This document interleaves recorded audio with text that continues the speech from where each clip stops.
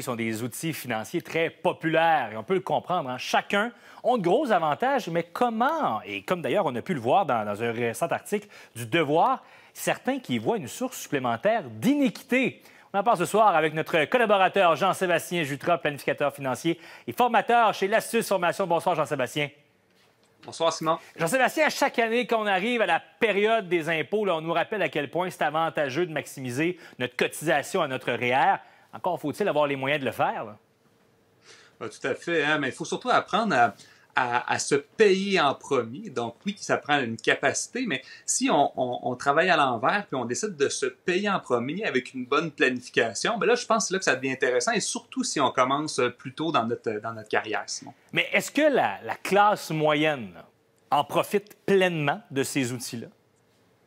Je pense qu'ils en profitent malheureusement pas assez. Ça peut être par manque de liquidité, là, on s'entend. Ouais. Mais moi, je pense qu'une bonne partie aussi, c'est par manque de connaissances financières, ou qu'on voit les gens ne pas se retourner vers ces régimes-là, parce qu'on n'a pas mis en planification, on n'a pas mis ça en planification, et surtout, on ne connaît pas comment le système fonctionne. On parlait des fameux articles qui parlaient d'inégalité. À tes yeux, là, est-ce que ça accentue réellement à ce point-là les inégalités? L'impact est-il à ce point-là significatif?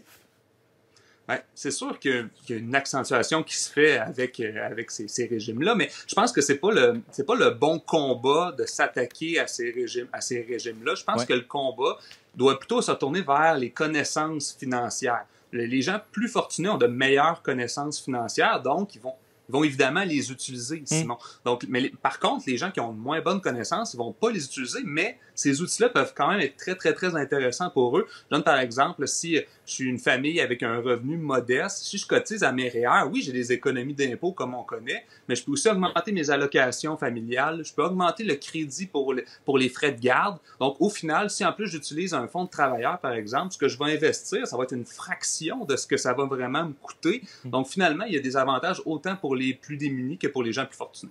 Mais on parle souvent là, de maximiser ses REER. Mais est-ce que c'est vraiment la stratégie pour laquelle il faut opter, de maximiser ses REER? Pas tout le temps. En fait, pour certaines personnes, ça va être intéressant de maximiser. Pour d'autres personnes, ça va être peut-être plus intéressant d'y aller selon justement les taux d'imposition que ces personnes-là vont avoir. Donc, quelqu'un qui est plus fortuné, évidemment, va potentiellement plus maximiser. Quelqu'un qui est un peu moins fortuné, bien, ça va être plus stratégique selon le système fiscal canadien. J'ai déjà entendu un ami à moi qui disait l'objectif, c'est de descendre de braquette. C'est un peu ça. Braquette d'impôt, évidemment. Si on réussit à descendre de palier d'imposition, ben c'est là que ça devient intéressant. Si on descend trop de paliers d'imposition, ben là, on descend de taux qu'on aurait potentiellement pu garder d'une année à l'autre. Mais idéalement, c'est ça, c'est de diminuer la braquette d'imposition le plus bas possible, de façon le plus efficiente. Tu parlais des gens qui ont le plus besoin financièrement, là, qui sont moins fortunés. Comment, concrètement, le REER, le CELI peuvent-ils venir en aide à ces gens-là?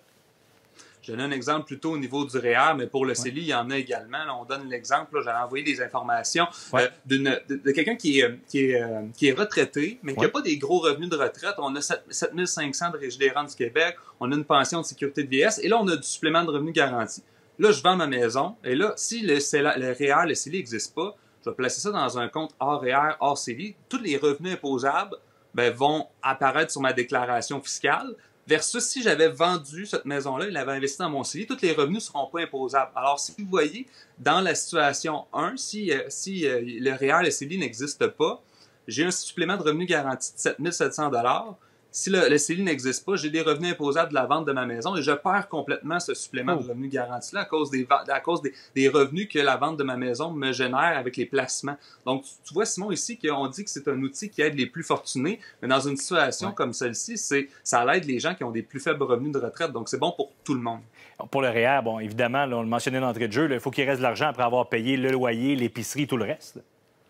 Tout à fait, en fait. Donc, évidemment, il faut avoir un certain surplus de liquidité, mais il faut apprendre à travailler à l'envers. Justement, faire le budget, mais en faisant le budget, pas utiliser ce qui va rester pour investir. Le mettre dans nos dépenses quotidiennes, cet investissement REER-là. On va en avoir besoin tôt ou tard. Tout le monde va arriver à la retraite en même temps ou à peu près.